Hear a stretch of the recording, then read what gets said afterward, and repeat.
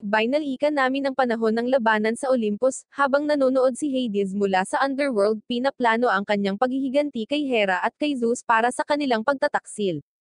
Iniisip niya ang tungkol sa pagnanakaw ng Elian Stone mula sa templo ni Zeus.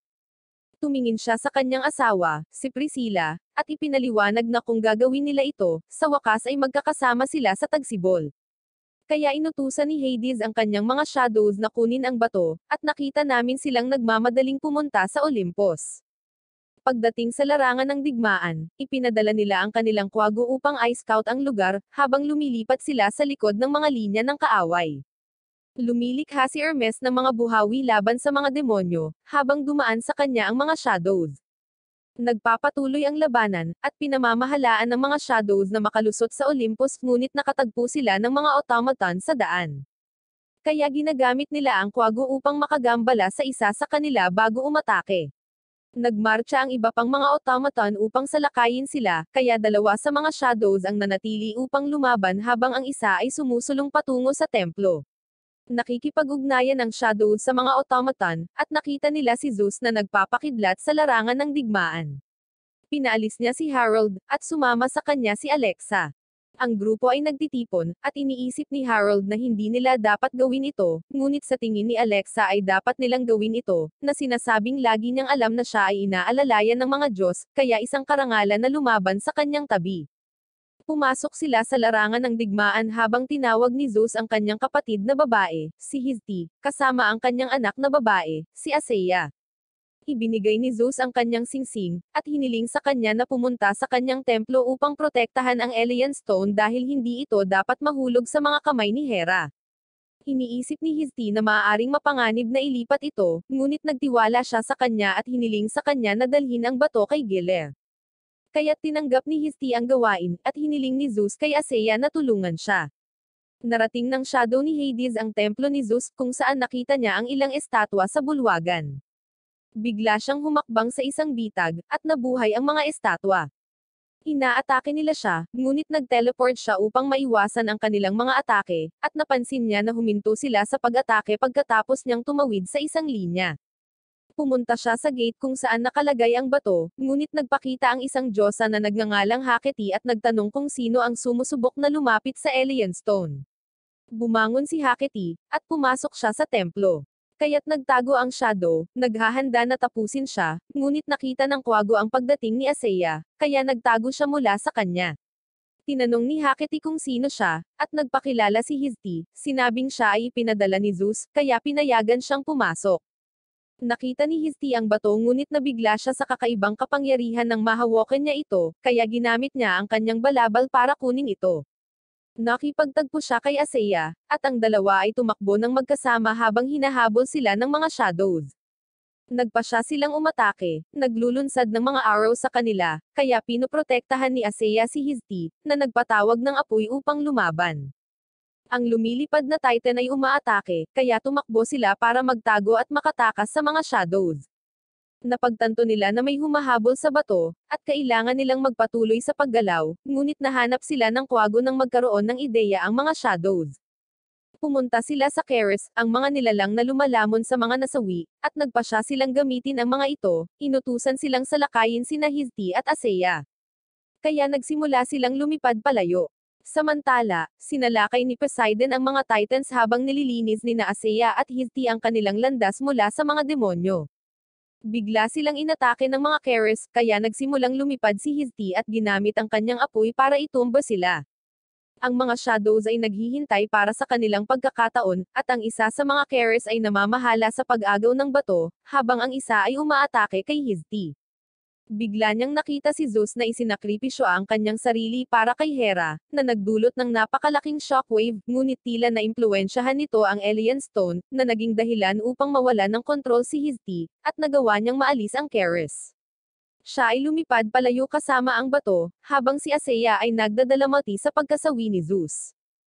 Si Histe ay umatras mula sa labanan at umiyak para sa kanyang kapatid na si Zeus, ngunit napagtanto na siya ay sinusundan ng kwago, kaya sinunog niya ito. Hinahabol siya ng mga shadows, ngunit ang pagkasawi ng kwago ay nakaapekto sa kanilang pinuno, na naging sanhi ng pagdugo ng kanyang mga mata. Sinubukan ng iba na tulungan siya, ngunit biglang nagpakita si Hades, pinagalitan sila dahil sa hindi pagiging maingat, at ginamit niya ang kanyang kapangyarihan upang sakalin ang kanilang pinuno. Nagtanong siya tungkol kay Hizti, at sinabi ng Shadow na papunta siya sa Crete. Kaya binitawan siya ni Hades at umalis. Pumunta tayo kay Harold pagkatapos niyang talunin si Shero, at sinliyuhan ang mga higanti. Inalis ni Aseya ang kamay ng higanti sa kanya nang dumating si Hermes upang kunin siya. Napagtanto nila na nagawa niyang ikulong ang mga Titans at gisingin ang kanyang kapangyarihan, ngunit alam nilang kailangan niyang magpagamot sa Olympus. Kaya dinala siya ni Hermes doon. Hinawakan ni Aseya ang cauldron at naalala kung paano tumugon ang kidlat kay Harold nang magpakita si Artemis, at iniisip ni Aseya kung siya ang mapipili. Nakita namin si Harold na dinala sa Olympus nang magsimula siyang managinip ng isang babae na nagpapaliwanag na may paparating na digmaan, kaya kailangan niyang mabawi ang espadang ibinigay sa kanya ni Zeus at iligtas ang kanyang kapatid. Ngunit dinaig siya ng kahinaan, at siya ay nawalan ng malay. Patuloy na lumilipad si Hizti, at sa wakas ay narating niya ang isla ng Crete kung saan ipinagdalamhati niya ang pagkasawi ni Zeus. Biglang nagpakita ang isang estatwa, at ito ay naging si Gile, ang ina ng mga Titans at higanti at ang lola ni Zeus. Ibinigay sa kanya ni Hizti ang Elian Stone, at binanggit ni Gile na ang kapangyarihan ng bato ay palaging nakakasira ng pinakamahusay. Hinawakan niya ang bato, at nagsimula itong kuminang habang binabanggit niya na ihahanda niya ang anak ni Zeus para sa mga darating. Bumalik si Hades sa underworld, at tinanong ni Priscilla kung kamusta ang naging lakad niya. Kaya ipinaliwanag niya na dinala ni Hizti ang bato kay Gile, sa pag-aakalang dinala niya ito sa nakatagong kaharian. Tiniyak ni Priscilla na mahahanap nila ito, na sinasabing sa wakas ay may paghihiganti nila ang mga kawalang katarungang dinanas nila at angkinin ang trono. Nagmamadali siyang ayusin ang Florera at napagtanto niya na konektado si Gile sa lahat ng mga higanti, kaya nagkaroon siya ng ideya at tinanong si Hades kung maaaring pumunta si Shero sa nakatagong kaharian dahil bahagi siya ng higanti. Nagulat si Hades kaya pumunta siya sa katawan ni Shero at naglagay ng 2 barya sa kanyang mga mata para makatawid siya sa underworld. Nakita namin ang isang higanteng Pigiro, habang sinabi ni Gile kay Harold na hanapin ang espada sa tansong higanti upang iligtas ang kanyang kapatid. Nagising si Harold mula sa kanyang panaginip, at nakita niya ang kanyang mga kaibigan na natutulog ng payapa, ngunit tila nalilito siya, at tumungo siya sa balkonahe. Habang iniisip ni Alexa kung ano ang kanyang ginagawa, nagpa siya si Harold na pumunta sa larangan ng digmaan kung saan naalala niya ang sinabi ni Shero at kung paano siya nakipaglaban sa kanya. Nadismaya si Harold at inisip ang kanyang kapangyarihan, habang muli siyang tinatamaan ng kidlat. Dumating si Alexa upang pakalmeyin siya, at naniniwala siyang nakuha ni Shero ang nararapat sa kanya. Biglang nagpakita ang Mori Spider, kaya napagtanto nila na ang mga tadhana ay tumatawag, ngunit pinaslang ito ni Harold, na sinasabing tama si Shero dahil ang mga Diyos ay mas may depekto kaysa sa mga tao. Nakikita natin si Shero sa underworld, at nagpakita si Hades nag-aalok na palayain siya mula sa sakit ng underworld kung luluhod siya. Sumisigaw si Shero sa galit at tinanong kung ano ang gusto ni Hades, kaya ipinahayag niya na gusto niya ng hustisya at tinanong kung ayaw ni Shero na maging malaya. Ayaw siyang paniwalaan ni Shero, ngunit binanggit ni Hades na sinira rin ng mga Diyos ang kanyang buhay at ipinaliwanag na mayroon lamang 2 pagpipilian si Shero, tulungan siya or harapin ang walang hanggang paghuhukom. Ngunit pinili ni Shero ang paghatol, kaya tumawid siya sa lawa at nakarating sa isang lugar kung saan siya nakakuha ng katawan. Kinadina siya ng mga shadows at dinala siya sa palasyo, kung saan siya pumunta sa korte kung saan nakita niya ang 3 lalaki na nakatingin sa ibaba. Napagtanto ni Shero na sila ang mga hari na humahatol sa mga nasawi, at si Hades ay nanunood din sa itaas niya. Sinabi sa kanya ni King Ramon na nagpadala siya ng mas maraming tao kay Hades kaysa sinuman, kaya ngayon ay matatanggap niya ang kanyang parusa. Ipinakita niya ang lahat ng mga pagpaslang na ginawa niya, na ipinaliwanag na pinaslang niya ang parehong may kasalanan at mga inosenteng tao. 3 barya ang inilagay sa timangan, at binanggit ng hari si Eltrap, alam na hindi alam ni Shero kung sino siya, ngunit alam niya ang parehong pagdurusa at paghihirap mula pagkabata.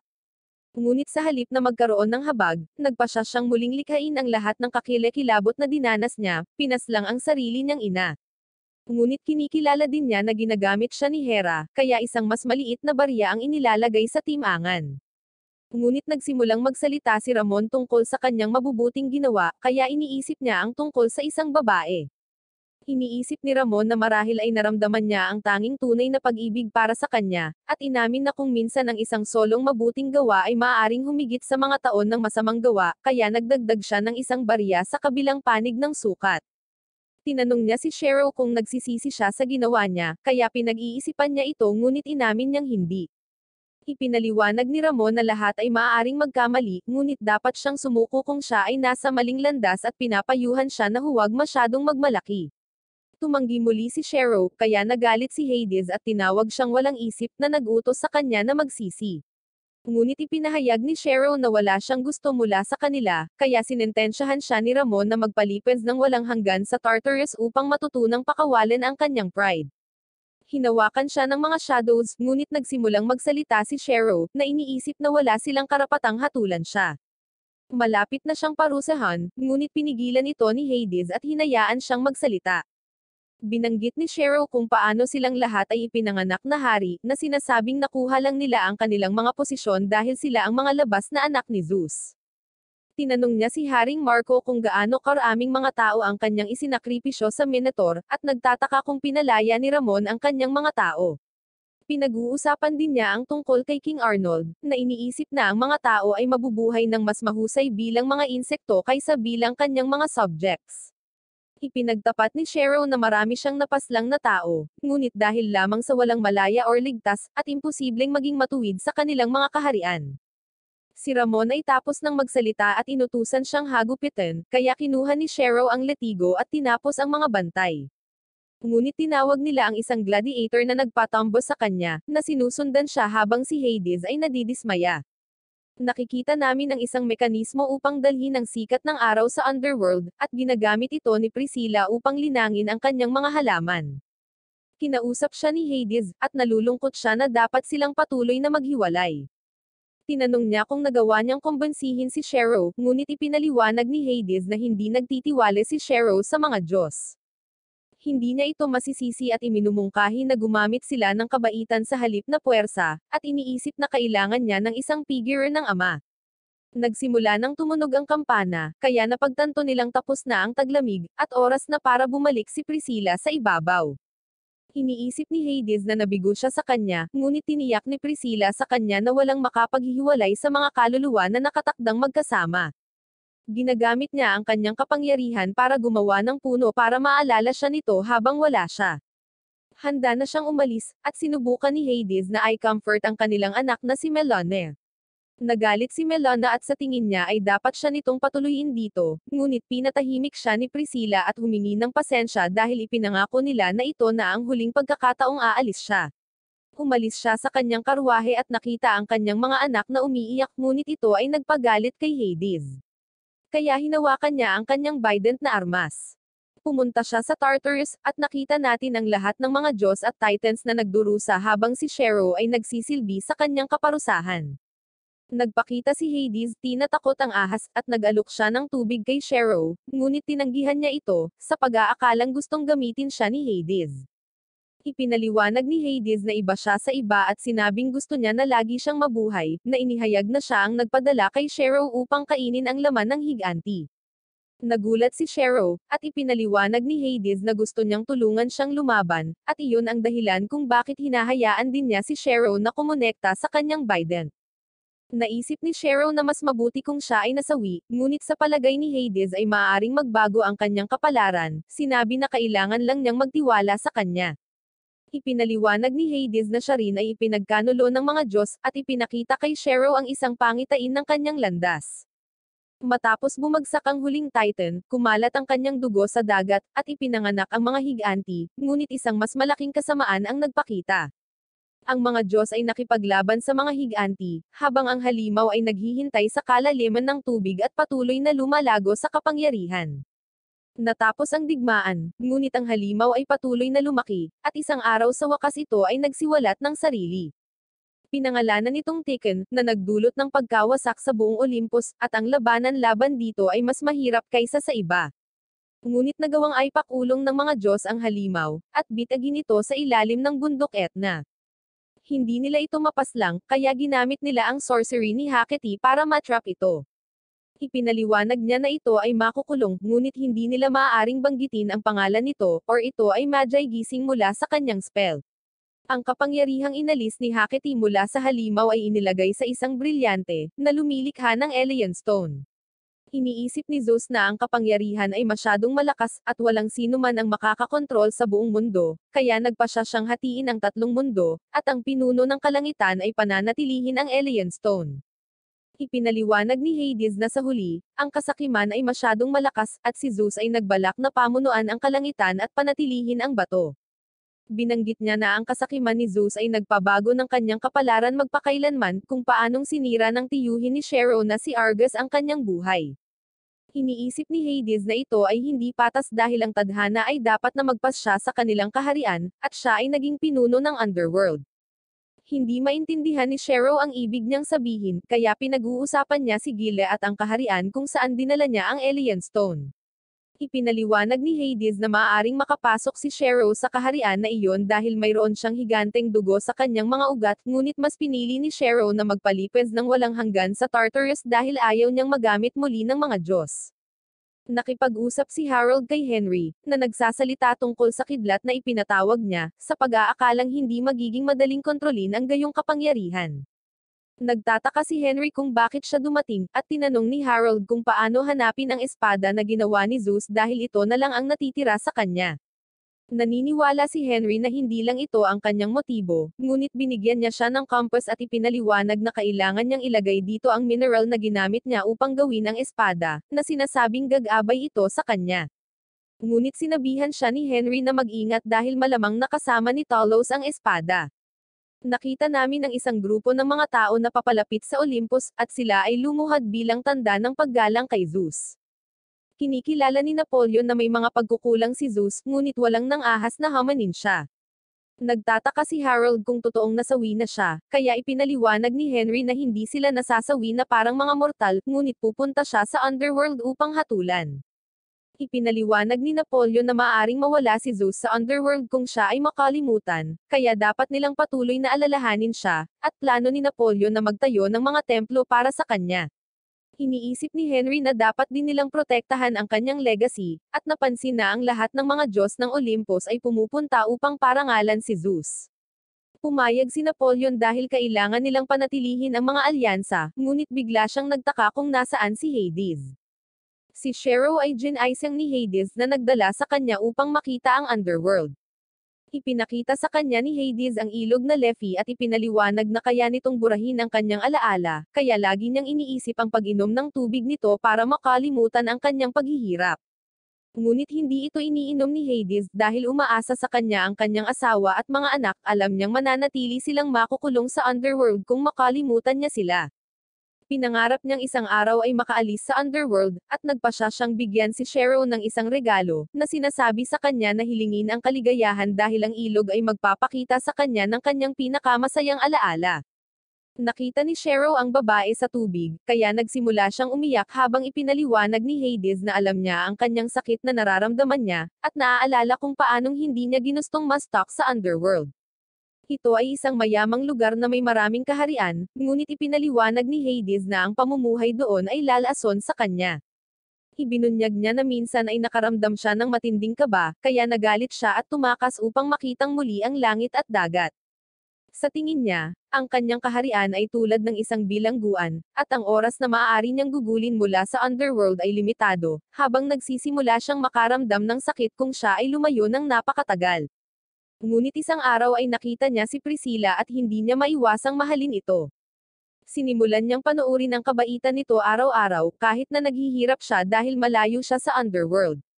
Ngunit ipinaliwanag ni Hades na hindi siya tatanggapin ng kanyang ina na si Dominet dahil ang isang diyosa na tulad ni Priscilla ay hindi mabubuhay sa underworld.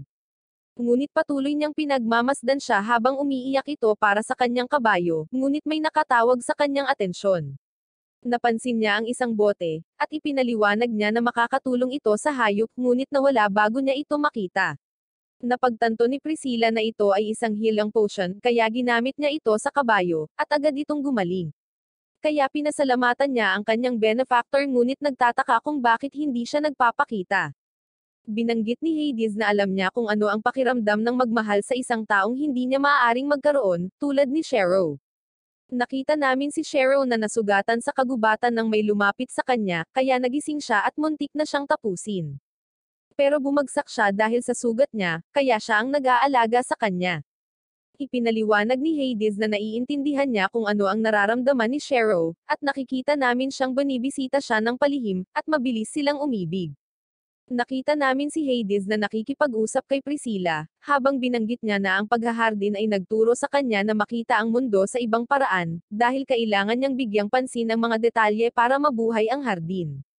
Sa palagay ni Hades, ito ang dahilan kung bakit pinahahalagahan niya ang pinakamaliit na bagay, ngunit sa palagay niya ay binibigyan siya nito ng labis na kredito dahil ang paghahardin ay isang pagtakas mula sa kanyang ina. Alam niyang may magandang hangarin ang kanyang ina, ngunit mahirap siyang pakisamahan habang patuloy niyang pinipilit na magpakasal siya. Sigurado si Hades na gusto lang niyang maging masaya siya, pero hindi gusto ni Priscilla kung paano niya inaayos ang mga manliligaw nang walang pahintulot niya. Sa tingin ni Priscilla ay masyadong mayabang ang mga ito tulad ni David ng Batang Quiapo, lalo na si Ares, kaya mas gusto ni Priscilla na maging katulad sila ni Hades dahil talagang nakikinig ito sa kanya, kaya sa tingin niya ay kilala siya nito sa paraang hindi niya inakala. Inamin ni Hades na siya ay umiibig ngunit nagpa siya na walang gawin, tulad ni Shero. Ngunit isang araw, pinuntahan ni Ares si Priscilla, at kinompronta ito ni Ares, tinanong kung kanino siya nakikipagkita. Sa tingin ni Priscilla ay wala siyang utang na loob sa kanya na sabihan ang mga bagay-bagay, at napansin niyang lasing ito. Ngunit ipinakita ni Ares sa kanya ang isang piraso ng armor at sinusubukang ipilit ito sa kanya, kaya ginamit niya ang kanyang kapangyarihan upang pigilan siya. Nagawa niyang makalaya, at sasalakayin na niya ito, ngunit namagitan si Hades na nagbabantang tatapusin siya kapag hindi siya umalis. Napagtanto ni Ares na si Hades ang kinikita ni Priscilla at binalaan siya na mag-ingat sa kanyang pagbabanta. Sinabihan niya si Ares na umalis muli, ngunit pinili ni Ares ang gulo at sinubukan siyang salakayin. Kaya ginamit ni Hades ang kanyang shadow at nagpakita sa kanyang likuran. Lumipad siya sa langit habang sinusundan siya ni Hades na nagpapadala sa kanya sa pagbagsak sa lupa. Ngunit bumangon muli si Ares, at sinusugod nila ang isa't isa. Pinigilan muli ni Priscilla si Ares at hiniling sa kanila na itigil ang laban. Nagpa siya si Ares na umalis, ngunit nagbabala na ito ay simula pa lamang. Nagpasalamat siya kay Hades na sinasabing masaya siya na sa wakas ay ipinahayag niya ang kanyang sarili sa kanya, at nagkiss sila. Sa paglaon, binigyan niya siya ng regalo ngunit ipinaliwanag na ito ay isang regalo sa pamamaalam dahil kailangan niyang bumalik sa underworld. Gusto ni Priscilla na sumama sa kanya, ngunit binanggit ni Hades si Dominic kaya ipinaliwanag ni Priscilla na kailangang tanggapin ng kanyang ina ang gusto niya.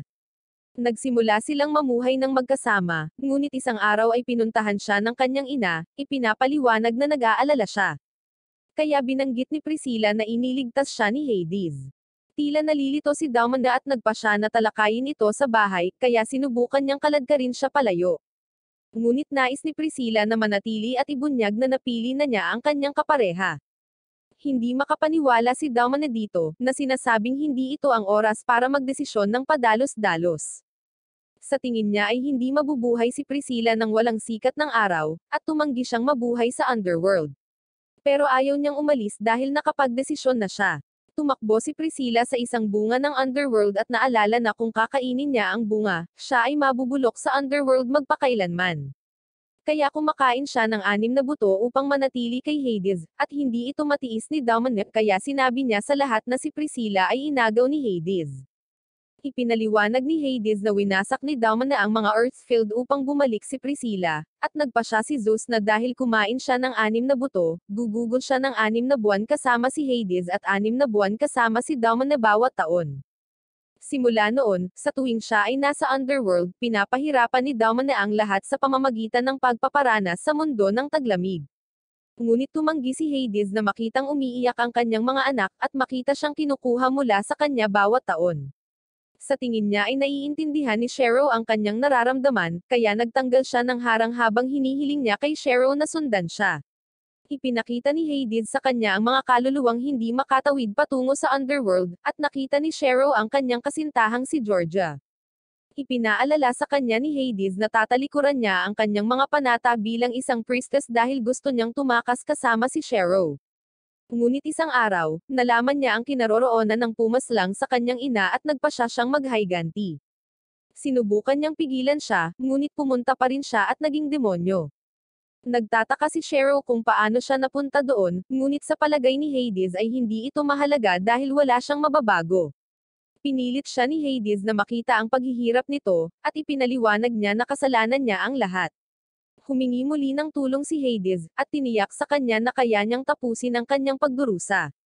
Kaya't sa wakas ay pumayag si Shero, ngunit bilang kapalit, gusto niyang uminom siya mula sa ilog ng Letty upang makalimutan siya. Nakita namin si Harold sa isang madilim na koridor na hawak ang amulet ng kanyang ina, ngunit bigla siyang nilapitan ng mga gagamba, at nawala ang ilaw nang magpakita ang mga Mori, na nagtatanong sa kanya kung bakit siya tumatakbo palayo sa kanila. Iniisip nila na may kailangan siyang makita, at ipakita sa kanya na wala na siyang gaanong oras sa mundong ito. Nagising si Harold sa kalagitnaan ng gabi na pinagpapawisan, ngunit muling nagpakita ang mga Mori, na nagpapaliwanag na ang kanilang templo ay inatake sa panahon ng digmaan, at may pumutol sa kanyang hibla ng buhay. Hindi nila naiintindihan kung paano ito nangyari, ngunit ipinaliwanag nila na dahil hindi nila pinutol ang kanyang thread, hindi maiiwasan ang kanyang kasawian, at hindi siya masasawi sa tamang panahon.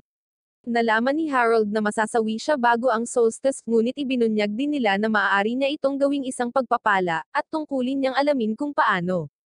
Sa Underworld, ipinakita ni Hades ang kanyang Bident weapon kay Shero.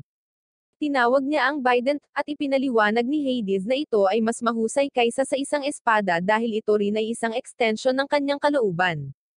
Kaya't ang mas maraming paghahangad na mayroon siya, mas malakas ang welga. Nag-aalok din si Hades ng isang potion at ipinaliwanag na makakatulong ito sa kanya na hindi mapansin. Kaya't ininom niya ito, at ang kanyang katawan ay biglang nagsimulang magbago habang siya ay bumalik sa isang tao. Ngunit ipinaliwanag ni Hades na mayroon pa rin siyang lakas ng demonyo. Sumakay sila ng karwahe at pumunta sa ibang bahagi ng Underworld kung saan nakita muli ni Shero ang mga Manticore. Pinagmamasdan ni Harold ang kalangitan, ngunit nadismaya siya at sinira ang balkonahe. Pinagmamasdan siya nina Artemis at Aseia, ngunit iniisip nila na kung siya ang napili at naputol ang hibla ng kanyang buhay, lahat sila ay nasa panganib. Biglang hinugot ni Aseia ang kanyang espada, at ipinakita ni Hermes ang kanyang sarili, nagtataka kung paano niya naramdaman ang kanyang presensya. Kaya ipinaliwanag ni Aseia na ang mga dahon sa likod niya ay hindi gumagalaw, at nagulat siya sa kanyang pangunawa. Dumating si Histe at tinanong si Hermes kung totoo na naglalayo ng truce si Poseidon. Kinumpirma niya ito, at siya ay naglalakad sa lupa upang ipahayag sa mga Diyos na magbigay pugay sa mga nasawi. Sa palagay ni Histe ay hindi sila makakapag-relax dahil pinakikilos ni Ares ang iba upang kunin ang lugar ni Zeus, at ipinaliwanag ni Aseia na kakayanin niya si Ares ngunit sa tingin niya ay may mas malaking banta na nagtatago. Isang uwak mula kay Hera ang nanonood kay Harold, at tinanong ng kanyang mga kaibigan kung okay lang siya, ngunit hindi niya sila pinapansin. Inihayag ni Harold na magbibigay siya ng parangal tulad ng iba, ngunit pagkatapos, aalis siya magpakailanman. Pinagmamasdan niya ang rebulto ng kanyang ama, at nilapitan siya ni Aseia, na nagpapaliwanag na nagdiriwang sila sa mga laro kapag ang isang Diyos ay natapos ang buhay bilang paggalang, at nagpa siya itong ipakita sa kanya. Dinala niya siya sa arena kung saan nakikipagkumpetensya ang mga Diyos na nagpapaliwanag na ang sinumang manalo sa mga laro ay tatanggap ng singsing ni Zeus at mas malapit sa trono. Ipinaliwanag ni Harold na hindi siya makikipagkumpetensya at sinabing good luck sa kanyang kapalaran, ngunit dumating si Ares kasama si Aphrodite upang makilahok. Nakita niya si Harold at sinimulan siyang insultuhin, ipinaliwanag na ang isang mortal ay hindi kailanman magiging isa sa kanila. Tinitigan niya si Ares, ngunit tinitiyak niya kay Harold na pareho ang iniisip ng lahat, at siya lang ang may lakas ng loob na sabihin ito. Ipinagtanggol siya ni Alexa at ipinaalala kay Ares ang ginawa niya sa digmaan, ngunit binalaan siya ni Ares na mag-ingat dahil nasa harapan na siya ng mga Diyos. Sinisisi niya si Harold at ang kanyang ina sa pagkasawi ni Zeus, ngunit ipinaalala sa kanya ni Harold na ang kanyang ina, si Hera, ang nagpalaya sa mga higanti, at sinuportahan nila siya. Kaya sinuntok niya si Harold. Lumapit si Aseia, ngunit itinigil ni Hades ang laban, at nagpa siya si Harold na harapin si Ares sa mga laro. Iniisip ni Hades na hindi dapat dinala ni Ares ang kanyang sandata, ngunit ipinaliwanag niya na kailangang tandaan ng iba kung sino sila. Nakipagtagpo si Hades kay Priscilla at sinabi sa kanya na sumang-ayon si Cheryl na tulungan sila, ngunit nagpakita si Domina at ipinaalala sa kanya na ito ang oras niya kasama si Priscilla. Kaya kinuha niya siya palayo. Sa paglaon, nakita namin si Harold sa isa sa mga pagsubok, ngunit natalo siya ni Ares at sa tingin niya ay hindi siya match para sa kanya. Ipinakita ni Ares ang kanyang mga kasanayan gamit ang pana, ngunit natama ni Harold ang gitna ng kanyang mga arrow. Kinikilala ni Ares na ito ay isang mahusay na panlilinlang ngunit iniimbitahan siya na pumunta sa arena kung saan nakita niya ang pagtalo ni Napoleon kay Dionisio. Naghahanda silang lumaban, at sinubukan ni Alexa na pigilan si Harold ngunit pumunta pa rin siya. Magkaharap sila, at nagsimulang umatake si Harold, ngunit mas malakas si Ares, at hindi maipagtanggol ni Harold ang kanyang sarili. Sinabihan siya ni Ares na sumuko, ngunit tumanggi siya. Siya ay bumagsak muli, at binanggit ni Ares na ang lahat ay nasa sabik na makita siyang matalo, ngunit si Harold ay nagsimulang i-channel ang kanyang kapangyarihan. Bumangon siya at pumwesto sa likod ni Ares, pinamamahalaan ang sunod-sunod na atake. Sinuntok niya ito, pinadugo, at hindi makapaniwala ang lahat na nangyayari ito. Nagalit si Ares at muling sinaktan si Harold, na nagpatambo sa kanya, ngunit tumanggi si Harold na sumuko. Kaya patuloy siyang inaatake ni Ares, at nakita ni Harold ang helmet ni Zeus. Kaya naalala niya ang kanyang ama. Tinitigan niya si Ares, ngunit biglang nagpakita si Hera at sinabihan silang huminto dahil hindi nila pinararangalan ang mga masasawi. Tinulungan ni Alexa si Harold, at ang mga anak ni Zeus ay naiirita sa hitsura ni Hera. Si Napoleon ay humakbang pasulong, ngunit binanggit ni Hera na siya pa rin ang reyna ng mga langit, kaya may karapatan siyang naruroon. Naiintindihan ni Hera na galit sila, at binanggit niya na makikipagpalit siya ng mga lugar kay Zeus kung kaya niya. Nais ni Hera na makabawi sa kanyang ginawa, kaya ipinahayag niya na siya ay magpapatapon sa kanyang sarili mula sa Olympus sa loob ng 1,000 taon, ngunit una, nais niyang magbigay ng respeto. Iniisip ni Napoleon na wala siyang karapatan, kaya nagalit si Ares, iniisip na ang mga labas na anak ay hindi maaaring mamuno sa Olympus, at ipinaalala sa lahat na nawalan lamang ng kontrol si Hera dahil ipinagkanulo siya ni Zeus. Sinabi ni Asaea kay Ares na dapat sundin ni Hera ang mga Diyos, ngunit ipinaliwanag ni Ares na hindi siya humihingi ng pahintulot. Nagpa siya si Hera na umalis, ngunit nagbanta si Ares na magsisimula ng away. Kaya't magkaharap sila ni Napoleon, ngunit isang puno ang biglang umusbong mula sa lupa, at ito ay naging si Giller. Nagulat ang lahat nang makita siya, at napagtanto ni Harold na siya ang babaeng nagpakita sa kanyang mga panaginip. Kinikilala ni Giller na dumating si Hera na walang masamang intensyon at gusto lang na makapagbigay siya ng respeto, ngunit pagkatapos, kailangan niyang tuparin ang kanyang salita at umalis. Iniisip ni Giller na mahalaga ang pag-alala sa kasawian, kaya ipagluluksa nila ang pagkasawi ni Zeus sa loob ng 3 araw, at walang Diyos ang makakalaban sa panahong ito. Ngunit pagkatapos ng 3 araw, magkakaroon ng hamon, at ang mananalo ay tatanggap ng Alien Stone pati na rin ang karapatang mamuno, kaya't ang pinakakarapat dapat ay mamumuno sa langit. Sinabi ni Gilles sa kanila na magbigay ng respeto, at nawala siya. Si Hera ang una, at inilagay niya ang kaunting buhok niya sa altar ni Zeus. Nag-aalok din si Poseidon ng kanyang parangal, at ang bawat Diyos ay nagbibigay galang. Ipinakita ni Hermes ang kaluluwa ni Zeus, at lumuhad si Hera sa kanyang harapan, ngunit sa palagay niya ay hindi niya kailangang umiyak at purihin ang kanyang mga anak para sa kanilang katapatan. Pinasalamatan ni Zeus ang mga ito para sa kanilang tulong at ipinaliwanag kay Ares na ang hinaharap ay dapat na magpas siya sa pamamagitan ng merito, kaya hindi niya dapat sayangin ang kanyang mga talento. Kinausap niya si Harold at inamin na ipinagmamalaki niya ito, kaya inalok niya sa kanya ang kanyang paghahari, ngunit naisip ni Harold na dapat itong ibigay sa isang taong gustong mamuno. Kaya, ipinaliwanag ni Zeus na hindi ito tungkol sa trono, ngunit tungkol sa pag-unawa na siya ay kanyang anak.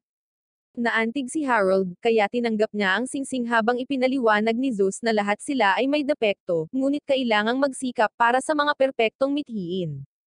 Kaya, hinihiling niya sa kanila na parangalan siya sa pamamagitan ng pagwawakas sa labanang ito at mabuhay, habang siya ay nasawi sa paghahangad ng isang bagay na mas malaki. Kinokolekta ni Hermes ang kaluluwa ni Zeus, inilagay ito sa kanyang gamit, at tumakbo siya sa underworld. Tumingin si Harold sa singsing, at ipinahayag niya na hiniling sa kanya ni Gillen na hanapin ang espada ni Zeus at iligtas si Shero. Kaya, nabigla sila, nagtataka kung bakit niya hiniling sa kanya na iligtas si Shero. Nakita namin si Zeus sa underworld, at dumating ang bangka ni Karen upang dalhin siya sa paghatol, ngunit hiniling ni Zeus na pumunta muna sa ibang lugar.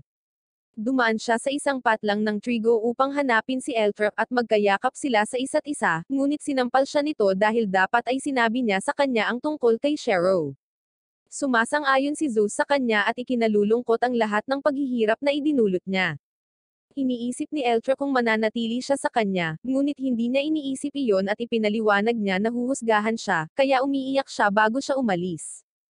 Samantala, pumunta si Harold sa kanyang bayan at nakita ang pagkawasak na dulot ng mga demonyo. Nagpatuloy sila sa paglalakad, at nahanap ni Harold ang lugar kung saan nasawi ang kanyang ina. Pumunta sila sa kanyang bahay kung saan may mga alaala si Harold sa kanyang pagkabata, at pumasok siya sa loob upang hanapin ang adamantium ngunit napansin niyang walang laman ang sako.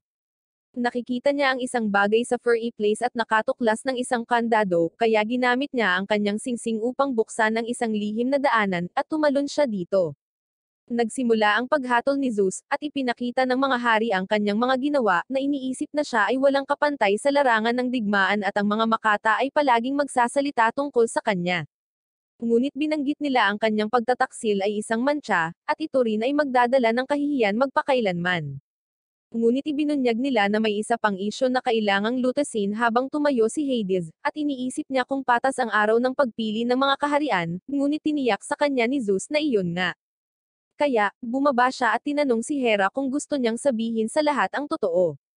Binanggit niya na walang matatakasan ang katotohanan sa underworld at ipinapakita na noong pinagtatalunan nila ang Alien Stone, may naramdamang mali si Zeus ngunit wala siyang sinabi. Nalaman namin na naimpluwensyahan ni Hera ang lottery, at alam niyang ito ang kaso ngunit ayaw niyang isuko ang kapangyarihan, kaya sumama siya rito. Ipinaliwanag ni Hades na nanatiling tahimik si Zeus dahil ito ay maginhawa, ngunit tumutol si Hera, ipinaliwanag na walang kinalaman si Zeus dito.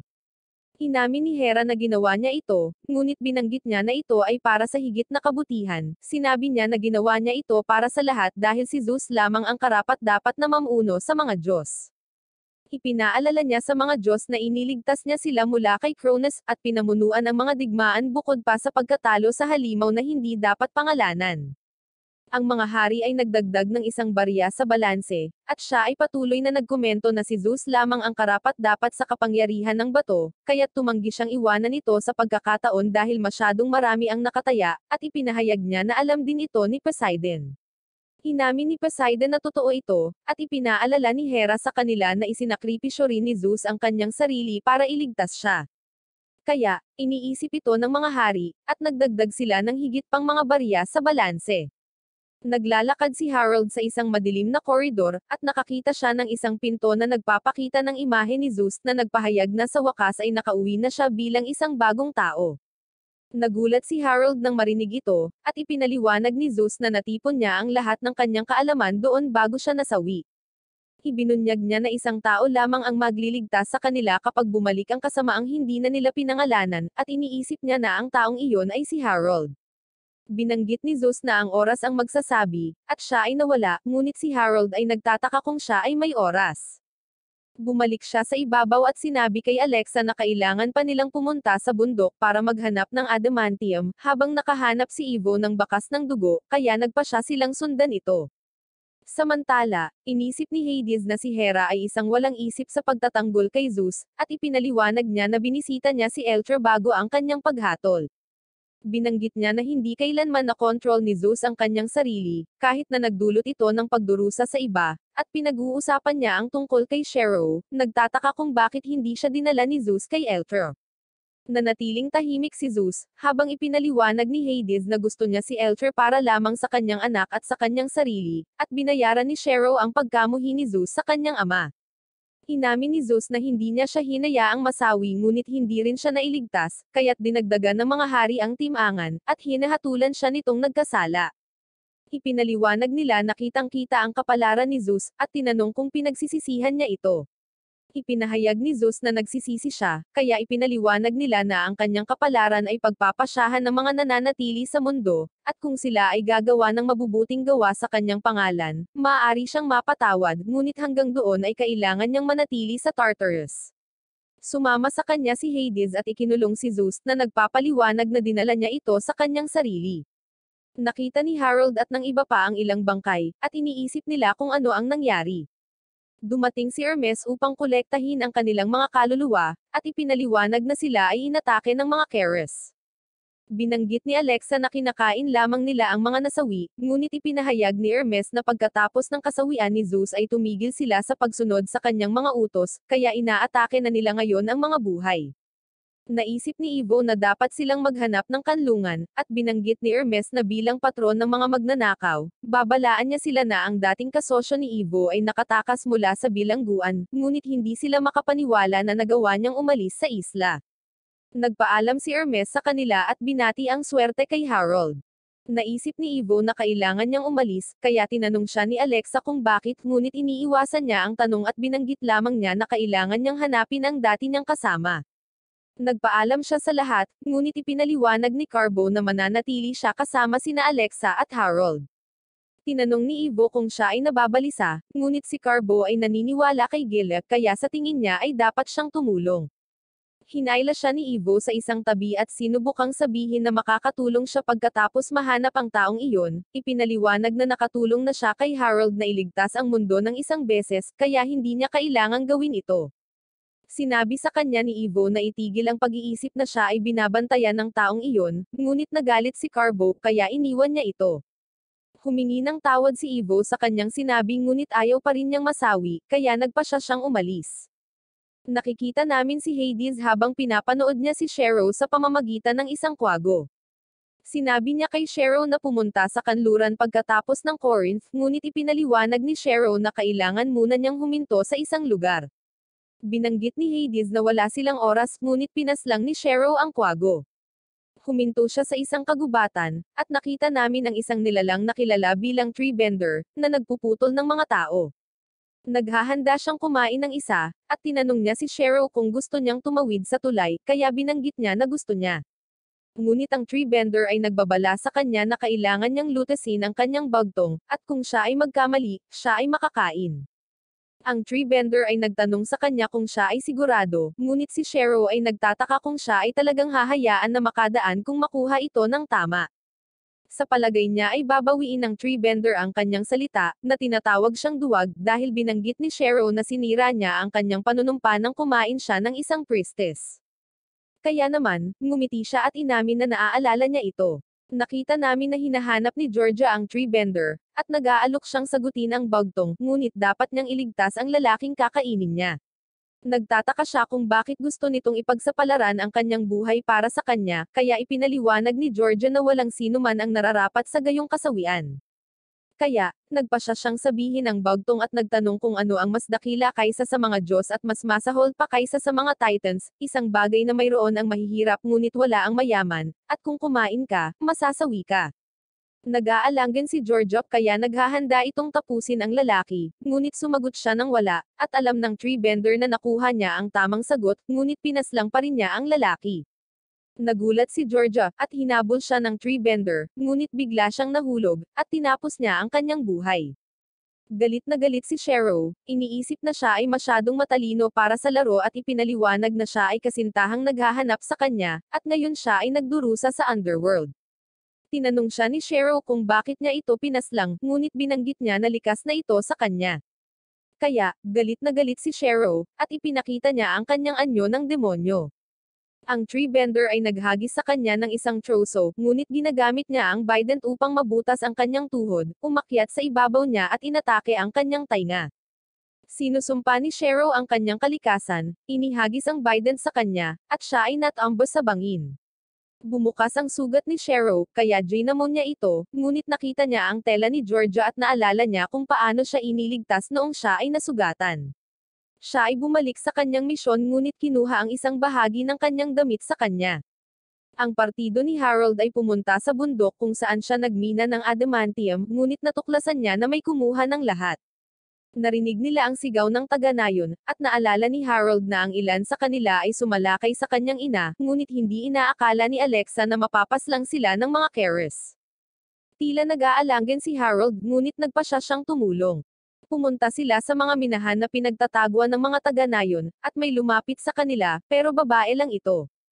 Sinusubukan nilang tulungan siya, ngunit siya ay nasawi. Pumasok sila sa minahan at nakakita ng grupo ng mga Keres na kumakain sa mga taga-nayon. Ang mga Keres ay umatake sa kanila ng napakabilis, at naputol ni Harold ang isa, ngunit inalis nila ang torch, kaya hindi maipagtanggol ni Harold at ng iba pa ang kanilang sarili laban sa mga pag-atake. Ginagamit ni Harold ang kanyang kapangyarihan at nagpaputok ng kidlat mula sa kanyang mga kamay, na ikinasawi ng dalawa sa mga Keres. Iniwan niya ang isa na buhay at binalaan ito na sabihin sa iba na sundin ang utos ni Zeus, kung hindi, hahabulin niya sila. Nagbigay galang sila sa dalaga, at biglang sumulpat ang ibang mga taga-nayon. Pumunta sila para pasalamatan siya, ngunit nakilala ni Harold ang isa sa kanila, alam niyang isa siya sa mga lalaking umatake sa kanyang ina. Kasama niya ang kanyang anak, at binibigyan siya ng bulaklak bilang tanda ng pasasalamat. Biglang nagpakita ang isang opisyal, binabati si Alexa, at binati rin niya si Harold, sinabing narinig niya ang kanyang mga ginawa at iniisip na may utang sa kanya ang mga taga-nayon. Ipinaliwanag ni Harold na hindi niya ito ginawa para sa kanila, at hiniling sa kanila na bigyan ang mga babae ng tamang libing. Tinanong niya sila kung saan inilibing ang kanyang ina, at ipinaliwanag ng opisyal na hindi nila nakita ang bangkay nito. Iniisip ni Alexa na inilibing siya ni Zeus sa isang espesyal na lugar, at binanggit ng opisyal kung saan nila inililibing ang kanilang mga bayani dahil ito ang pinakamalapit na bagay sa isang sagradong lugar. Alam ni Harold kung nasaan ito, kaya lumayo siya habang tinatrato siya ng mga taga-nayon bilang kanilang bayani. Samantala, dumudugo si Shero habang nakasakay siya sa kanyang mantakor, at siya ay nawalan ng malay, nahulog sa kagubatan, at bumalik sa kanyang anyo ng tao. Nagpadala si Hades ng isa pang kwago upang hanapin siya, at ipinahayag na hindi siya bibiguin. Ang lupa ay nagsimulang manginig, at ang kanyang puno ay nabali. Nagulat si Hades nang makita ito, at nagpakita si Damonet na inihayag na alam niya ang tungkol sa kanyang plano na nakawin ang Alien Stone, at iniisip niya kung ano ang iisipin ng iba tungkol dito. Tinanong ni Hades kung ano ang gusto niya, at binanggit ni Damonet na gusto lang niya ang pinakamahusay para kay Priscilla, ngunit masasaktan siya kapag nasawi si Hades, kaya handa siyang tulungan siya. Nangako si Damonet na hindi sasabihin kahit kanino, ngunit may kondisyon, sinabi niyang gusto niyang mamuno sa kanila pagkatapos nilang masakop ang trono ng langit at sa wakas ay magkakasama na sila bilang isang pamilya. Nakita ni Alexa ang isang nasugatan na lalaki, kaya pumunta sila upang tulungan siya at napagtantong malapit na siyang masawi. Binanggit niya na kailangan nilang gamutan ang sugat, kaya ginagamit ni Harold ang kanyang kidlat upang pigilan ang pagdurugo. Biglang nagising si Shero, at laking gulat niya nang makitang muli si Harold. Nagmamadali siyang bumangon at sinubukang tawagan ang Bident, ngunit napagtanto niyang muli siyang naging tao. Nagtataka ang tatlo kung ano ang nangyari, ngunit biglang nahimatay si Shero. Napansin ni Alexa na maraming dugo ang nawala sa kanya, kaya hindi niya alam kung mabubuhay pa siya. Hiniling ni Harold sa kanila na gawin ang kanilang makakaya para sa kanya, at pumunta sila para magbigay galang nang makita ni Harold ang puntod ng kanyang ina. Nagising si Shero at nakita niya si Harold sa sementeryo, kaya lumapit siya mula sa likuran para atakihin siya, ngunit biglang nakita ang simbolo ni Zeus at napagtanto na ito ang puntod ng kanyang ina. Nagdadasal si Harold sa kanyang ina habang nananangis na hindi niya matulungan si Shero, na nakakita ng amulet, kaya naalala niya si Eltro. Inalis niya ang punyal, at natutuwa si Harold na makitang bumuti na siya, tinanong siya kung ano ang nangyari. Ipinaliwanag ni Shero na nakipag-away siya sa tree bender, at napansin niya ang sugat ni Harold, kaya binanggit niya na natalo niya ang isang grupo ng mga Keres. Nagpakilala si Harold, kaya tinawag ni Shero ang kanyang sarili na Ikaros.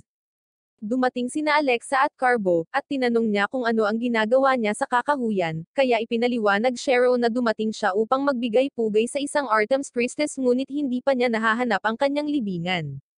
Naisip ni Alexa na matutulungan nila siya, kaya binanggit ni Shero ang kanyang pangalan, at nagpasya silang hanapin ang kanyang puntod nang mapansin ni Carbo na tila malungkot ang kanyang mga mata. Nahanap ni Harold ang libingan at hinayaan si Shero na magbigay galang. Umiiyak siya habang humihingi ng tawad, at nangako na papalayain siya mula sa kanyang sakit. Naghanda siyang umalis at sinabihan si Harold na huwag sisihin ang sarili sa pagkasawi ng kanyang ina. Naghinala si Harold, nagtataka kung paano niya nalaman na ito ang puntod ng kanyang ina, ngunit ginambala siya ni Alexa, sinabing mabuti ang ginawa ni Elias na ilibing siya doon. Naalala ni Harold si Elias, at tumakbo siya sa puntod ng kanyang ina, napagtanto na ginamit niya ang adamantium na kanyang mina sa mga bulaklak. Inilagay niya ang mineral sa compass, at itinuro nito ang lokasyon ng espada. Napansin nila na nawala si Shero, at nakita namin siyang tumatawag sa Biden. Nakita niya ang isang grupo ng mga lalaki na sinusubukang makuha ang kanyang manticore, kaya pinaslang niya silang lahat bago umalis at nahanap siya ni Hades. Nagtataka si Alexa sa nangyari sa kuweba dahil parang iba si Harold matapos gamitin ang kanyang kapangyarihan. Inamin ni Harold na ang kapangyarihan ay hindi katulad ng anumang naramdaman niya, at ngayon ay naiintindihan na niya kung bakit ayaw isuko ni Shero ang kanyang kapangyarihan upang muling maging tao. Bigla siyang nakakita ng vision ng isang anghel, at ipinakilala niya ang kanyang sarili bilang si Irish, ang mensahero ng mga primordial na Diyos.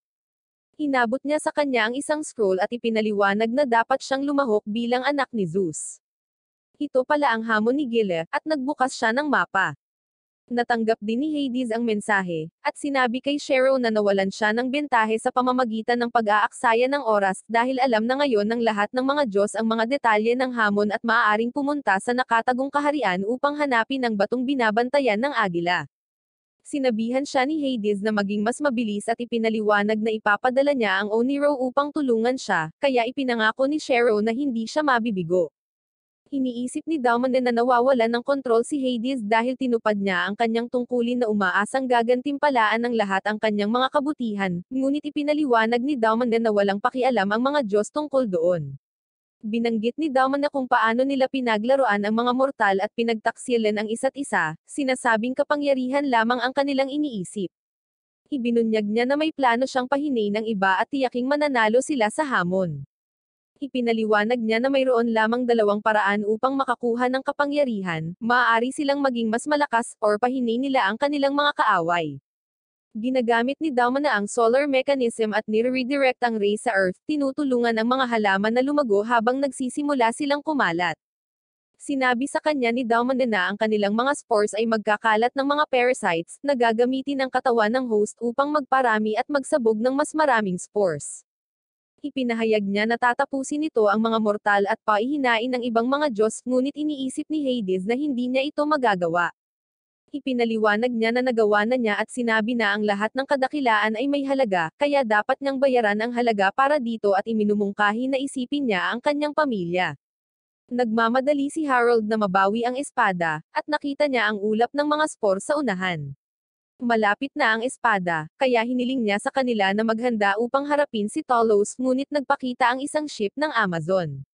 Nagtataka sila kung ano ang ginagawa nila doon kapag may gumagalaw sa tubig, at biglang sumulpat si Talos. Sinubukan siyang pigilan ng mga Amazon, ngunit sinira niya ang layag at sinira ang barko.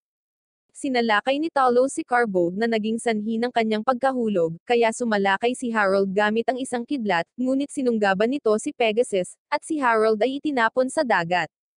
Isang Hydra ang biglang nagpakita, at lumalangoy ito sa loob ng Thales habang si Alexa ay lumilipad sa itaas niya, at nakita niya ang espada na kumikinang sa kanyang mata. Ibinato niya ang bangka sa kanya, ngunit nagawa niyang iwasan ito, at tumalon siya sa mata nito, kung saan nakita niya ang espada. Sumakay si Harold sa Pegasus ni Carbo habang si Alexa ay tumalon sa espada, sinusubukang bunutin ito. Sinubukan ng Thales na sunggaban si Harold, ngunit umatake ang Amazon ng isang salapang sa kabilang mata niya, na halos tumama kay Alexa at naging dahilan ng kanyang pagkahulog. Nawalan ng kontrol ang Thales nang mahulog si Alexa sa tubig, ngunit nakita niya ang Hydra na umaaligid sa kanya. Si Harold ay patuloy na nakikipaglaban gamit ang kanyang kidlat, at sinubukan ni Alexa na tapusin ang Hydra, ngunit nabuo lamang ang mga ulo nito. Tumalon si Carbo sa mata at hinawakan ng espada, ngunit nakita niya si Alexa na nahihirapan, kaya kinuha niya ang espada at tumalon sa tubig upang tulungan siya. Kinuha ng Hydra si Carbo, kaya kinuha ni Alexa ang espada at pinutol ang lahat ng ulo ng sabay-sabay. Sinubukan ng Thales na durugan si Harold gamit ang kanyang kamay, ngunit ginamit ni Alexa ang espada para sirain ang kanyang kaibuturan, dahilan para sumabog ang kanyang katawan. Dumating ang isa pang barko ng Amazon, at hinailan nila ang partido ni Harold palabas ng dagat. Ibinigay ni Alexa ang espada kay Harold, ngunit nalulungkot siyang isipin si Zeus. Isang Amazon ang tumawag kay Alexa, at napagtanto niyang ito ang kanyang ina, si Chryse, kaya tumakbo siya para yakapin siya. Tinanong niya kung ano ang kanilang ginagawa dito, kaya ipinaliwanag ni Chryse na nilulubog ng Thales ang kanilang mga barko, kaya nagtipon sila ng isang fleet upang sirain siya. Ipinakilala niya sa kanya sina Harold at Carbo, ngunit pakiramdam niya ay wala nang saysay ito.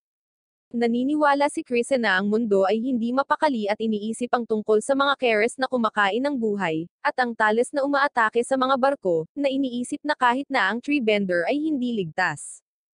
Tinanong siya ni Harold tungkol sa tree bender, kaya ibinunyag niya na siya ay inatake ng isang Bident at itinapon sa parehong bangin na pinadala niya sa kanyang mga biktima. Nagtataka si Alexa kung sino ang maaaring pumaslang sa kanya, at inihayag ni Chryse na nakita ng isang saksi na lumilipad ang salarin na may dalang chimera. Iniisip ni Alexa na si Shero iyon, at naalala ni Harold ang sinabi ni Ikaros, kaya napagtanto niyang siya si Shero. Napansin ni Carbo kung paano siya iniligtas ni Harold tulad ng hula ni Gile, ngunit nagtataka si Alexa kung paano siya nakatakas sa underworld. Iniisip ni Harold na tiyak na tinulungan siya ni Hades dahil siya ang nagudyok sa kanya na kainin ang higanti. Nagtataka si Carbo kung ano ang gusto ni Hades, at iniisip ni Harold na gusto niya ng kapangyarihan, kaya hinahanap niya ang Alien Stone. Samantala, nakita ni Aseia ang sinag ng sikat ng araw na nagmumula sa underworld at sa tingin niya ay may pinaplano si Hades. Nakita din ito ni Hermes, kaya tumakbo siya upang mag-imbestiga ngunit nahuli ng mga spore at tumakbo pabalik sa dalampasigan. Hinarap ni Aseia si Priscilla at tinanong kung ano ang ginagawa ng kanyang asawa. Tiniyak niya sa kanya na wala siyang alam, ngunit sa tingin ni Aseia ay nagsisinungaling siya at nagbabantang malaman ito sa pamamagitan ng puwersa. Habang binanggit ni Priscilla na wala siyang dapat sabihin sa kanya, sa wakas ay narating ni Shero ang isla, at nahanap niya ang gate sa nakatagong kaharian. Sinabihan siya ni Hades na magmadali nang magpakita ang Oniro sa kanyang likuran. Nakita namin ang isang grupo ng mga sundalo na nagbabantay sa tarangkahan, at nakuha ng mga Oniro ang kanilang atensyon, kaya pumunta sila upang tingnan ito. Ginagamit ni Shero ang pagkakataong ito upang maabot ang kanilang supply ng tubig, at kumuha ng isang flask na naglalaman ng waters of the River Lethe, na may kakayahang mag-burn ng mga alaala. Ibinuhos niya ito sa kanilang lagayan, at bumalik sila nang wala silang makita, at iniinom nila ang tubig sa ilog, kaya bigla silang nataranta. Nagpakita sa kanila si Shero, kaya't naglabas sila ng kanilang mga espada at nagtanong kung sino siya, ngunit ipinakilala ni Shero ang kanyang sarili bilang ang Diyos ng pag-iisip, na tinawag ang kanyang sarili na nobody, at ipinaliwanag na siya ay dumating upang tumulong sa kanilang problema dahil alam niyang wala silang maalala. Nangako siyang tutulungan silang makaalala, kaya ginamit niya ang Oniro para bigyan sila ng mga pangarap habang ipinapahayag niya na sila ang mga Keres, ang mga nilikha ni Gile upang protektahan si Zeus noong siya ay ipinanganak. Nakita nila ang Titan King na si Kronos na kinakain ang kanyang mga anak upang pigilan ang mga ito na kunin ang kanyang trono at pati na rin Itaboy ang primordial giant sa Tartarus dahil sila ay masyadong malakas. Ngunit nang ipanganak si Zeus, ang kanyang ina ay sumama kay Gile upang iligtas siya. Dinala niya siya sa isang ligtas na lugar, habang ang kanyang ina at si Gile ay gumagamit ng mga bato para magpanggap bilang sanggol at linlanggan si Kronos. Pinalaki ni Gile si Zeus kasama nila, at tinulungan nila itong itago siya kay Kronos. Sinanay nila si Zeus at naging tapat na bantay ng magiging hari ng mga Diyos. Kaya, sinabi sa kanila ni Shero na ipagpatuloy ang pagbabantay sa pasukan. Ipinaliwanag niya na ang iba ay darating upang pumasok sa gate, na sinasabi sa kanila na sabihin na huwag pumasok. Pumunta siya sa gate at inilagay ang kanyang kamay para buksan ito, ngunit walang nangyari, kaya naghinala ang mga lalaki. Ngunit biglang may liwanag na dumaan sa kanyang katawan, at nagawa niyang buksan ang gate. Si Hermes ay ginaisang ni Napoleon, at nahawa rin siya ng mga spores. Tinulungan niyang bumangon si Hermes, at naisip niyang kagagawan ito ni Hera dahil lagi niyang kinasusuklaman ang mga ito sa pagiging labas sa anak. Nakita namin na pinapanood ito ni Damona, at pinagmamasdan din niya sina Ares at Aphrodite, na may sakit din, ngunit nagpa siya silang pumunta sa hamon. Tinanong ni Priscilla ang kanyang ina kung ano ang kanyang ginawa, ngunit ipinaliwanag niya na ginawa lamang niya ang kinakailangan. Nagtataka si Priscilla kung alam ba ito ni Hades, kaya nagsinungaling si Dalmanda at sinabing ideya niya iyon, na ikinagulat niya habang nakikinig si Asea sa kanilang usapan. Dumating si Shero sa nakatagong kaharian habang ipinaliwanag ni Hades na siya ay sasailalim sa tatlong hamon, at ang bagong hari ng mga Diyos ay dapat na matalino, matapang, at kayang tumuklas ng mga misteryo. Biglang nagpakita sa kanya si Georgia at sinubukan siyang patigilin, ngunit alam niyang hindi siya totoo, kaya nag-transform siya bilang Hecate, at sinabi niya sa kanya na hindi siya dapat naruroon. Ngunit nagpa siya pa rin siyang tulungan siya, at binanggit na handa siyang ibalik ang oras para baguhin niya ang isang sandali sa kanyang buhay. Ipinakita niya sa kanya ang sandali nang iniwan niya si Georgia, na sinasabi sa kanya na maaari niyang iligtas siya, or kahit na bumalik upang pigilan ang kanyang tiyuhin at sa wakas ay maging isang hari. Tinanong niya kung ano ang iniisip nito, ngunit tumanggi si Shero at binanggit na kahit isang diyosa ng mangkukulam ay hindi maaaring bawiin ang nagawa, kaya alam niyang bahagi ito ng hamon dahil dapat kalimutan ng isang matalinong hari ang nakaraan. Isang dragon ang biglang umatake sa kanya, kaya iniwasan niya ang apoy nito, at sinubukan niyang lumaban, ngunit sa huli ay nataman siya ng buntot nito. Siya ay bumangon at sinusugod ang dragon, tinawag ang kanyang bident upang hampasin ang nilalang, at nagawa niyang talunin ito. Tinanong ni Hades kung ano ang nangyayari habang hinahayaan siya ng mga estatwa na dumaan, kaya ipinaliwanag ni Shero na nanalo siya sa unang hamon. Dumating din si Harold sa isla at nakita niya ang Carrot na nagbabantay sa gate.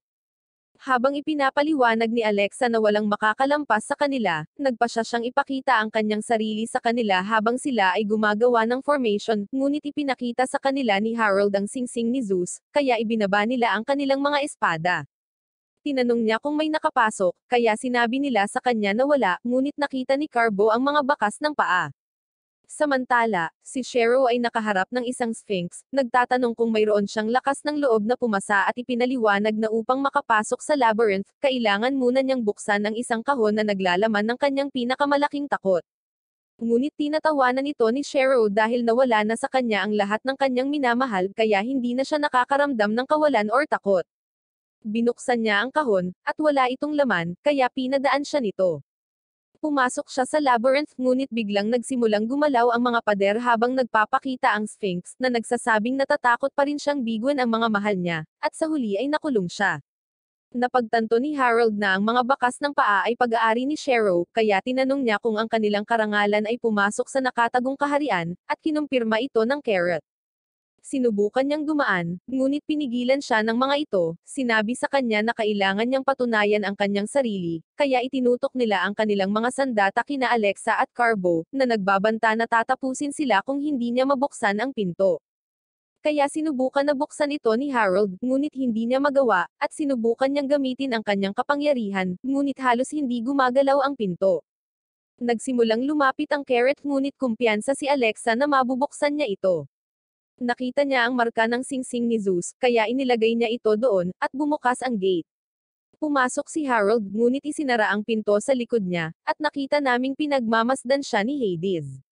Sinabi niya kay Shero na pumasok si Harold, kaya pinayuhan niya itong magmadali, ngunit nahihirapan siyang subukang gamitin ang bident para makatakas sa labyrinth.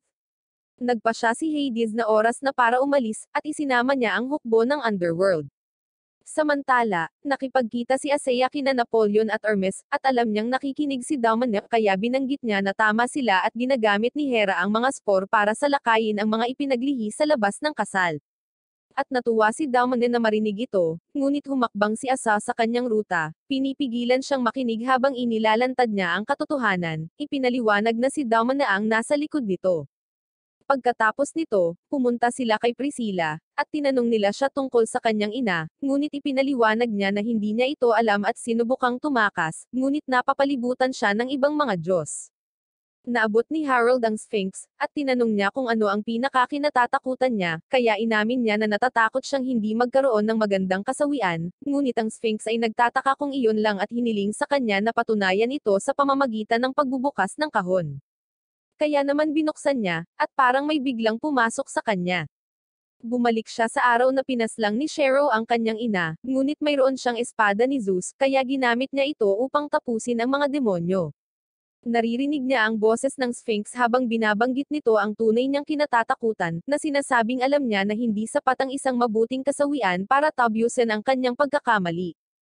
Ipinaliwanag niya na kung hindi siya sumuko sa kanyang galit, magkakaroon siya ng espada upang labanan si Shero at mapipigilan niya ang pagkasawi ng kanyang ina.